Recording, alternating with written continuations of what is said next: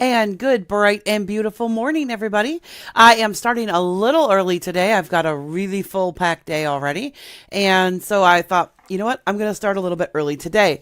Kind of giving this a bit of an experiment. We might actually start this early all the time because it actually works better in my schedule and might work better for your schedules because if you're watching this live and you need to get off to something, 7 o'clock may actually be better. So we're doing this a little bit early this morning, but doesn't really matter because today we are talking about how assumptions are actually lies that we tell ourselves and how those lies lead to more lies and and how we see this in the life of Abraham. So let's get started. I will be right back after this. You can have all this world.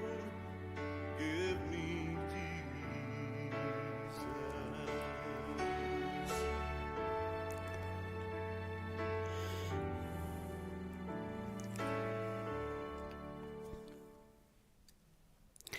And if you do find any value in this content here, do me a favor, click like, subscribe, turn on that notification bell so you don't miss any of my content. I have actually been thinking about this subject for quite a while, but if you find some more value in it as well, think about sharing the video and think about sharing videos of other Bible content creators because those of us that are sitting here doing Bible content and trying to build the children of God and trying to help people learn more about the God that we love and adore and know that makes a difference in our lives, we want to be able to help more people. So share the video if you do find that it is helpful to you. But today we are in Genesis chapter 20, and we're going to get into that here in just a second. It's a really interesting chapter. And I've been doing a lot of thinking about the idea of assumption because I've had a really big issue with people assuming. I think assumption is something that is a really dangerous thing. And I was thinking about this, and I finally kind of had a little bit of an epiphany myself. And I realized that actually assumptions are lies. They are deceit that we enact upon ourselves. And that's why they're so dangerous, because I've seen people assume so much. And when they assume, they always, there's the age-old saying, when you assume, you make an out of you and me, right? If you've not heard the saying, go ahead and look it up on Google. I'm not going to say that word on this channel right this moment, because I don't want to be an offense to certain people. But it means that you really cause a rift in the relationship when you assume.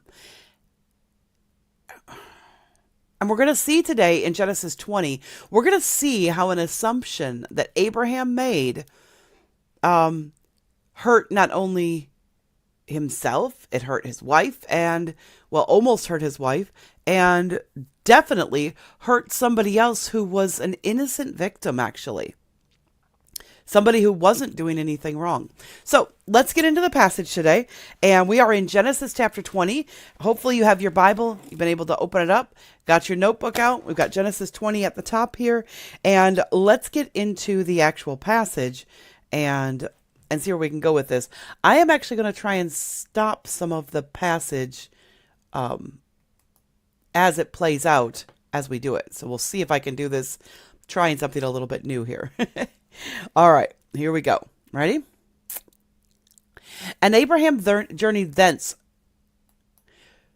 towards the south country and dwelled between Kadesh and Shur and sojourned in Gerar. And Abraham said of Sarah his wife, she is my sister. And Abimelech king of Gerar sent and took Sarah. But God came to Abimelech in a dream by night and said to him, behold, thou art but a dead man, for the woman that thou hast taken, she is a man's wife. But Abimelech had not come near her. And he said, Lord, wilt thou slay also a righteous nation? Said he not unto me, she is my sister? And she, even she herself, he is my brother. In the integrity of my heart and innocency of my hands have I done this. And God said unto him in a dream, sorry, I thought this would go faster.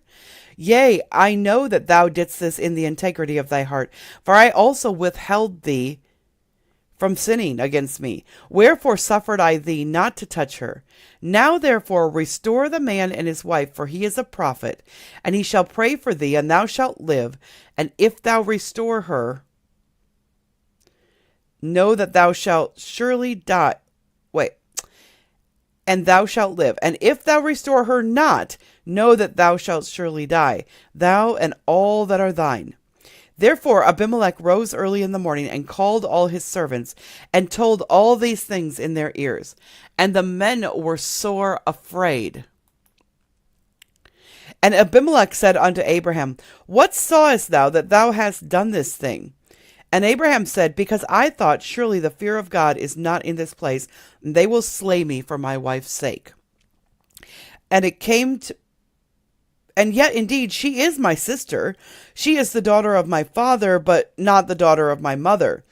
And she became my wife. And it came to pass, when God caused me to wander from my father's house, that I said unto her, This is thy kindness which thou shalt show unto me. At every place hither we shall come, say of me, He is my brother. And Abimelech took sheep and oxen and men servants and women servants, and gave them unto Abraham, and restored Sarah his wife. And Abimelech said, Behold, my land is before thee. Dwell where it pleaseth thee. And unto Sarah he said, Behold, I have given thy brother 1,000 pieces of silver. Behold, he is to thee a covering of the eyes unto all that are with thee, and with all other. Thus she was reproved. So Abraham prayed unto God, and God healed Abimelech, and his wife, and his maidservants, and they bare children. For the Lord had fast closed up the wombs of the house of Abimelech because of Sarah, Abraham's wife. Now, what makes this so absolutely an insane passage is that this is not the first time that we've seen Abraham make this mistake. If you remember back before, Abraham made this mistake when they went to Egypt. I'm just letting this come out so you can see the rest of the passage here. He made the same mistake when he went to Egypt. And he told Pharaoh. Now, in that situation, Egypt was an evil nation in that they did not serve God. And so Abraham was trying, he said, well, this is what our plan's going to be. Anywhere we go, Sarah, we're going to tell them you're my sister. And, well, technically you are my sister. You're my half-sister. So, and keep in mind, this was very common in the ancient world to marry sisters that weren't your sisters because they were still propagating the earth after Noah. And so this was Sarah was his half-sister. And so when they married, that was fine. God actually ordained it. It was allowed. For those of you that are thinking, whoa, it's not something that we do now because there's no need to do it now. And God protected them at that time from the diseases, from the birth defects that happen when you intermarry within a family. But in this case, he's saying this to her and he's like, okay, we're going to tell everybody you're my sister. And Sarah goes, okay, I got this. So first of all, let's look at this passage here and let's look at verses. Let's see here. Well, verse 1 is where we're going to always start, of course. And Abraham journeyed from thence toward the south country and dwelt between Kadesh and Shur and sojourned in Gerar. Now, our map doesn't actually show this particular space, but I'm going to show it to you here. Do you see Beersheba here? Well, if you go slightly up from Beersheba, up, not straight up to Hebron, but more west towards the sea. And actually, it's right in Gaza today. This section that we're talking about, Shur and sojourned in Gerar. Kadesh, you can't see on the map. It's not even marked on the map, but it is from Beersheba, and you see these dotted lines, 1, 2, 3, 4, 5, 6. And then if you see that last dotted line on the left, and then kind of drop down a little bit there, that's where Kadesh was. So he went down to Kadesh first in the south, then he comes up from Kadesh. Because remember, he was talking about Sodom and Gomorrah, and then he travels down south. Then he comes back up just west of Beersheba, which is where Gerar is. And Abraham said of Sarah, his wife, "She is my sister." All right, he told everybody she was his sister. And Abimelech, king of Gerar, sent and took Sarah. So here's the thing. We're starting out with Abraham moves to Gerar, which is where Abimelech is. And tells Sarah to say she is his sister. And Abimelech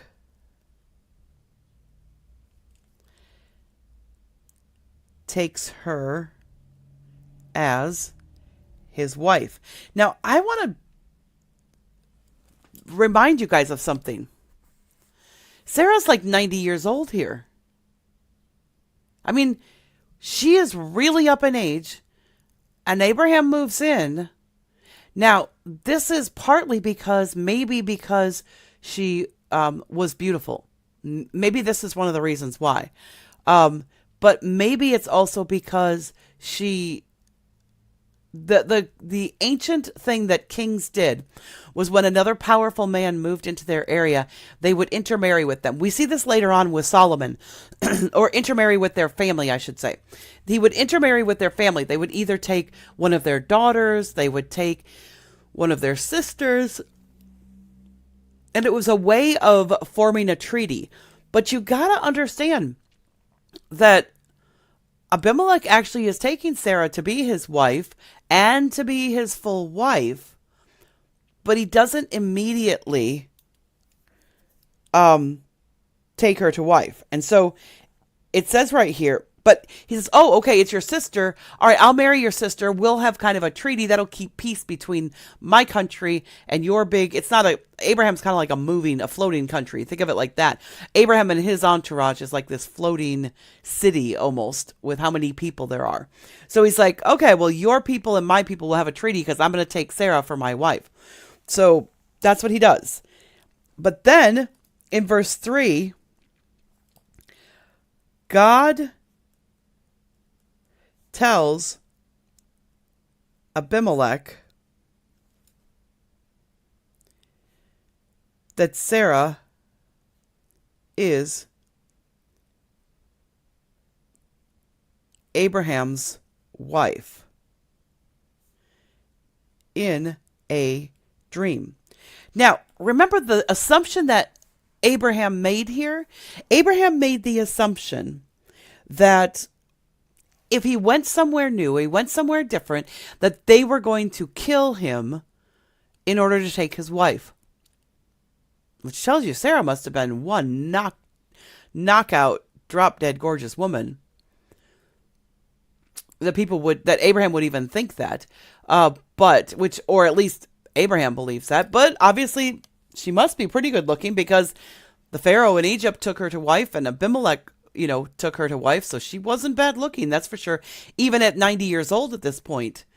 But what Abraham doesn't know, Abraham assumes that he's going to get killed if this happens. But what he doesn't know is that Abimelech is actually a godly man himself.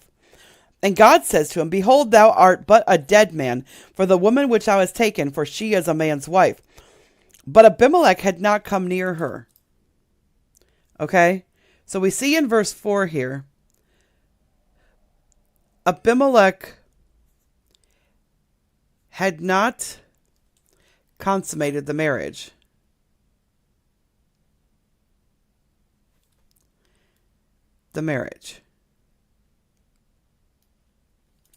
He hadn't consummated the marriage. And Abimelech, he said, "Lord, wilt thou slay also a righteous nation?" And he and his people, actually, we should say that part, because he doesn't just say, "I'm a righteous man." He goes, "Lord," He goes, you've come to me in a dream. He and his people were righteous. He goes, Lord, whoa, hold on, Lord. He told me she was his sister. He did not tell me she was his wife. I'm a righteous king. My people are righteous. Are you going to slay my whole kingdom? Are you going to punish my whole kingdom? We didn't know. We were lied to. We were lied to. Said he not to me, she is my sister? She even herself said, he is my brother. He's like, he is my brother. In the integrity of my heart and innocence of my hands have I done this. He goes, I did this out of ignorance. And God said unto him in a dream, Yea, I know that thou didst this in the integrity of thy heart, for I have also withheld thee from sinning against me. Therefore suffered I thee not to touch her.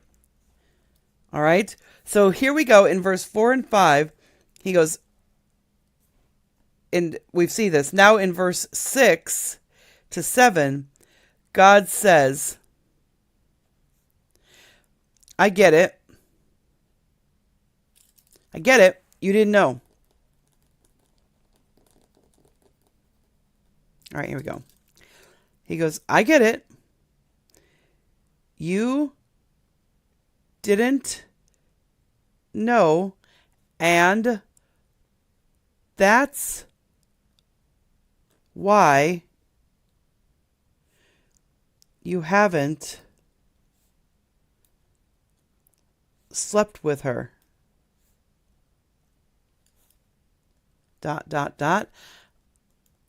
I protected you from sin, basically. So Abimelech was a pretty decent guy because God, he goes, I protected you from sinning. He's like, I get it. You're righteous. That's why I'm coming to you in this dream, because you're a righteous man and you haven't slept with her. And I'm telling you now before you do. And he goes, and now therefore restore the man his wife, for he is a prophet, and he shall pray for thee, and thou shalt live. And if thou restore her not, know that thou shalt surely die, thou and all that are thine. And God cautions him.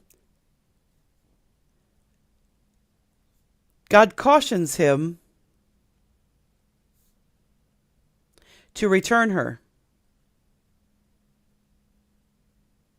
He says, look, Abraham's a prophet, and you need to return her so that you so that you don't sin. I've kept you, I've held you back, I've made the circumstances in your life so that you couldn't sleep with her, or so that you didn't consummate this marriage, because I didn't want you to sin, but now I've come to you in a dream and I've told you, now you do know. And this kind of goes back to the factor of, for him that knows to do not, and for him that knows to do good and doesn't not, to him it is sin. Well, it's like if you know to do good and you don't do it, okay, now it's sin. It's not about, if you don't know about something being a sin, it's not so much a sin before God because it's out of ignorance. Now, we do have a sin and broken world. It doesn't mean that there aren't consequences for sin. Don't get me wrong. But God does lessen the consequences for your sin, and he lessens the hurt that happens from that when you didn't do it on purpose. There is definitely a difference in the Bible between purposeful sin and not purposeful sin. When you just ignorant sin. So sin from ignorance has different punishments than willful sin. And this we see over and over and over in the Bible. All right, so God cautions him to return her. Therefore Abimelech rose early in the morning and called all his servants and told all these things in their ears, and the men were sore afraid. So Abimelech here in verse 8 on.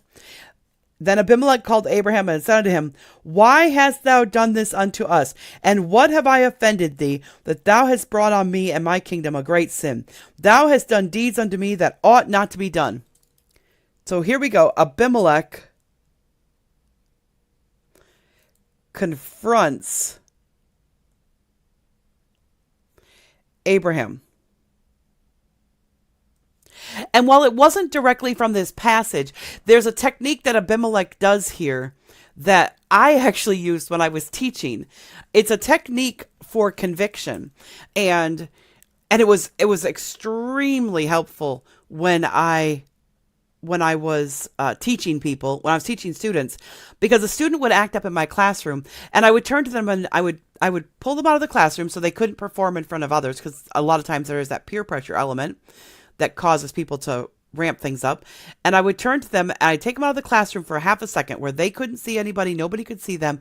I could keep my eye on the classroom, like stand in the doorway, but also have a conversation with this student. And I would say to the student, did I do something to offend you? And that's essentially what Abimelech is saying here. He goes, what have I offended? What have I offended thee? That thou hast brought this on? Like, have I done something to you that caused you to do this to me? And that was the same thing I would ask my students. Have I done something to offend you or to disrespect you? And I use the word disrespect with students, but it's the same concept. Have I done something to disrespect you? And almost all the time, the vast majority of the time, in fact, I think only maybe once or twice, they ever say, well, yeah, I didn't like that you did this, that. I'm like, okay, well, I apologize. I didn't mean to offend you with that. I didn't mean to hurt you with that. We do need to get on with that. But, I'm sorry that you feel that way. And I'm sorry that we've had this conflict. Can we go back and can we resolve this and go back to work? But most of the time, the student would be like, well, no, I'd be like, okay, so if I didn't, then can I ask why you're being disrespectful to me in my classroom? And that's essentially what Abimelech is saying here. He's like, what have I done to offend thee that you have brought this great sin on me? You, Abraham, have set me up to sin. I'm a righteous man. Surely you know this. And Abraham's like, I didn't really know this. I kind of assumed you weren't, because a lot of other people we run into are not. And we just came from Sodom and Gomorrah. They're not so great. I assumed you weren't a righteous man. I assumed you would kill me for my wife. I assumed. And that's the problem in this passage, is that Abraham assumed something about Abimelech that was not true. He assumed that Abimelech would not follow what God wanted him to do. He assumed that Abimelech would be hurtful and harmful to his people. He assumed all these things, and that was a lie that Abraham told himself. That lie that Abraham told himself, really destructive. And Abimelech said to Abraham, what sawest thou that thou hast done this? And Abraham said, because I thought, surely the fear of God is not in this place, and they will slay me for my wife's sake. And yet, indeed, she is. He goes, but hold on, she is my sister. I wasn't lying. I wasn't really lying when I said she was my sister. She's my half-sister. She's kind of my sister. Abimelech's like, dude, that's not cool. That's just not cool. He goes, and it came to pass when God caused me to wander from my father's house that I said to her, this is thy kindness which thou shalt show unto me. At every place hither we shall come. Say of me, he is my brother. So God has told, Abimelech confronts Abraham in verse 8 and 8 through 10. Verses 11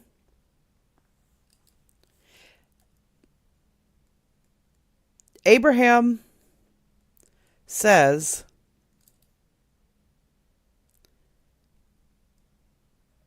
yeah, this is why I did it. I thought you would kill me. I thought you were wicked, actually, and would kill me.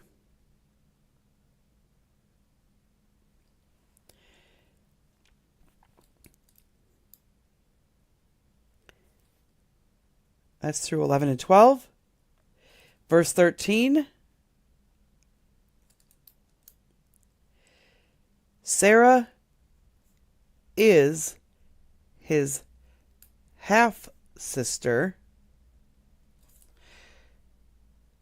So it's not a complete lie.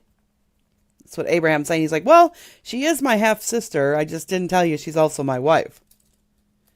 So she is his sister. But the rank of wife trumps sister, and I should have told you. It's basically what he's saying here. He's like, okay, you're right, but she is my sister. She's my half sister, and I should have told you, but yeah, she is my wife. And so then Abimelech goes. And Abimelech, because he wants to make sure that he avoids all of this, and because God told him that Abraham was his prophet, Abimelech gives offering, basically.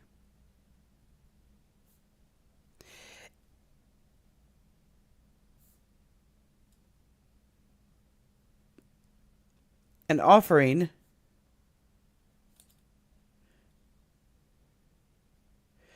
to make sure things are right between him and God. That's really what he's doing here. In verses 14, he says, behold, my land is before thee, dwell where it pleaseth thee. And unto Sarah he said, behold, I have given thy brother 1,000 pieces of silver. Behold, he is to thee a covering of the eyes unto all that are with thee, and with all the other. Thus she was reproved. He basically said to her, look, your husband is your protection, not me. But I'm giving these tithes and offerings. I want to make sure that this is that I'm right before God. I'm not going to keep this away. I'm not going to cause problems. Nope, it's not about any of that. Abimelech gives Abraham an offering to make sure things are right between him and God and Abraham and Sarah. So he wants to make sure everything is right. And that's verse up through 14 through 16. And then what happens in verse 17 through 18 is then Abraham prays for Abimelech's people because now here's where we get to it was a sin for Abimelech to take Sarah to be his wife because she was already wed to somebody, and he did it out of an innocence, but there was still a consequence that happened. And the consequence that had happened, and this is why Abimelech gives this offering to Abraham, and Abraham then prays for him. Because the entire nation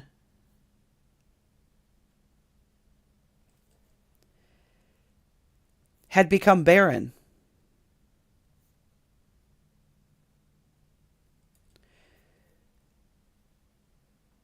Due to the sin of Abimelech. Now, what's Abimelech's sin here? Well, Abimelech's sin is rushing into and taking her to wife right away and not giving an option and going after his own lust when that was not a necessity. He didn't need Sarah to be his wife. He already had wives, obviously. He didn't need Sarah. So this is a little bit of a sin of his greed of having taken another wife when he didn't need one. And so he gives an offering to make sure things are right between him and God and Abraham and Sarah. And Abraham then prays for Abimelech and his nation because it says they had gone barren. For the Lord had fast closed up all the wombs of the house of Abimelech because of Sarah, Abraham's wife. So it's and when they say the house of, it could be the entire nation, or it could just be not the entire nation, but it could be the entire nation, or it could just be the exact household of Abimelech. Could just be him and his wives. None of them have had children. None of them have gotten pregnant in this whole time. And we don't know. There must have been some time in here because Abimelech sounded like he had an opportunity to, but he hadn't slept with Sarah and he didn't know why. And God tells him, well, I had kind of held you back from doing that. So obviously he had some opportunities to have consummated this relationship, to consummate this marriage, and had consummated relationships with other women during this time period, and none of them had gotten pregnant or had children, or any, like they'd all gone barren. So there obviously was a time period that this was happening over, even if it was just a few months. Because when you do have a big household and you have a lot of wives and you're having sex with them on a regular basis, in the ancient world, you would have been producing children pretty regular. But God had closed up everything until this was resolved. The really egregious sin here, though, is on Abraham. The story really shows us Abraham assumed that Abimelech was ungodly, and he wasn't. That was a wrong assumption to make. Should not have made that he was ungodly. He wasn't. He was a man of God. God spoke to him even in dreams. He was a righteous man. And Abraham, again, caused a huge problem by assuming things that were not true. And this is true for us when we assume things about people, and we assume things about churches, and we assume things about God. Well, God can't do that for me, or God won't do that for me. When we assume how God wants to work with us and in us and through us, that's a problem. That's a big problem. Because we should not be assuming, we should just be moving forward. We should not assume that God wants us to do or doesn't. Like, God doesn't want us to lie. And for Abraham to have deceived Abimelech was wrong. The more egregious sin here is on Abraham, first for assuming and then for lying about it. And on Sarah for going along with it. And so all of this caused so many problems yet again for Abraham and Sarah. But it's okay because God said Abimelech was penitent. Abimelech repented and returned Sarah, gave gifts and offerings so that Abraham would, as the prophet of God, would pray for him and unlock the wombs of the rest of his household as an offering for his sin. Now you might think that, well, wait a second, Abimelech didn't really do anything wrong. That wasn't fair, but it was because he didn't need a wife. He already had wives. He already had a household, as we can see here. And he already had other wives because they had become barren. And by the way, the barrenness might have not even been just in him himself. It could have been in his sons as well and their wives. So we don't know how vast this was, or if households referring to the whole nation that Abimelech was the king of in Gerar. So we do know, though, that Abimelech, as soon as he found out the truth, he returned Sarah, he made offerings, and he solved the problem. And this is also should be true about us. It's not so much about when we see sin, we don't always know it's sin right away, but when you see sin, you take care of sin right away. You make offering to God, you repent of it, you change, and you move forward. That's just the way to do it. And that's what Abimelech did here. So we can take two things away from this passage. One, when we realize that something is a sin, we should stop it. And Abimelech did. Number two, we should make restitution for it. And number three, we should not follow Abraham's example of assuming that God can't, or that God would allow. God has told Abraham that he's going to make a great nation of him. Abraham needs to stop assuming that God's not going to protect him and Sarah. So that's what happened here is Abraham went, oh, this king might slay me as well. So let's tell him you're my sister again. Because I need to live in order for God to make. No, we don't have to step into God's plans. If God has said that this is what we're going to do, he's going to make it happen. We don't have to step into his plans and try and figure out how to finagle things to make it work for God. No, God can figure that part out himself. And those are the lessons we can take away from this particular very interesting kind of anomaly of a passage. And we're going to see in the next chapter tomorrow something pretty amazing happening. Because Abraham stepped away from doing this and started to follow God.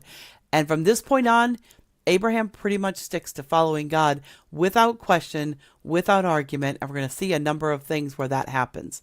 So stick around. We got a lot more to cover in Genesis and a lot of pretty interesting things, even just in the family of Abraham. So I will see you tomorrow. Thanks once again for joining me. If you do find any value in the content, once again, click like, subscribe, turn on that notification bell so you don't miss any content, and share, or even share some of the shorts. I'll be putting those up really soon here. Talk to you later. Bye for now.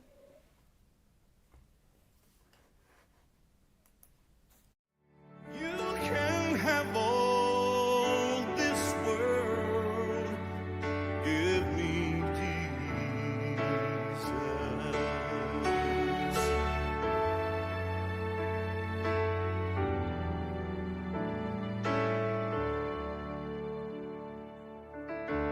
When I am alone, oh, when I am alone, when I am alone, give me Jesus, give me Jesus.